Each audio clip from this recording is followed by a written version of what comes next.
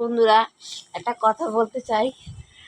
আমার মেয়ে আমার মতন দেখতে না, আমি জানি।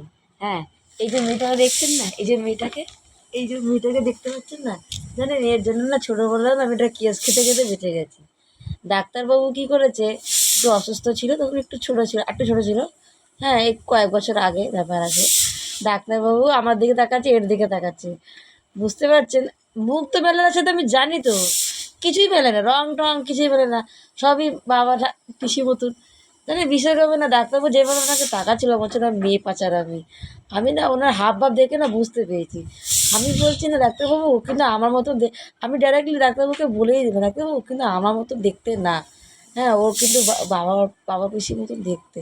তারপর ডাক্তারবাবু যেন প্রেসক্রিপশনে লিখলো, নাহলে ডাক্তারবাবু আমাদেরকে যেভাবে তাকাচ্ছিল ভাবছিল কি আমি ভাবছিলাম বিয়ে পাচার বলে আমার আবার কেস খেয়ে যেত।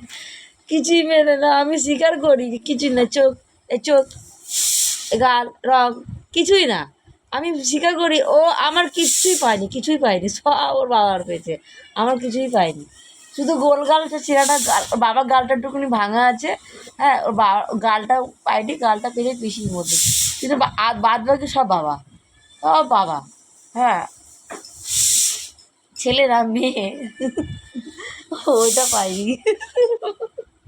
হ্যাঁ, তো আর মেয়েরা তো বেশিরভাগ বাবা মতনই তো দেখতে হয় না। ডাক্তারবাবু যেভাবে আমাকে তাকাচ্ছিল না, আমার এখনও সেই দিনটা আমি ভুলতে পারিনি।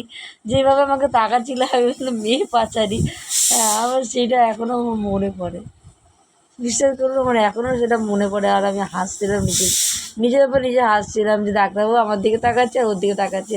আমি লাস্টে বলেই দিলাম, ডাক্তারবাবু বলে দিই, আমি লাস্টে বলেই দিলাম ডাক্তারবাবু ও কিন্তু আমার মতন দেখতে হয়নি, আমি কিন্তু ওর মা, কিন্তু ও কিন্তু আমার মতন দেখতে হয়নি।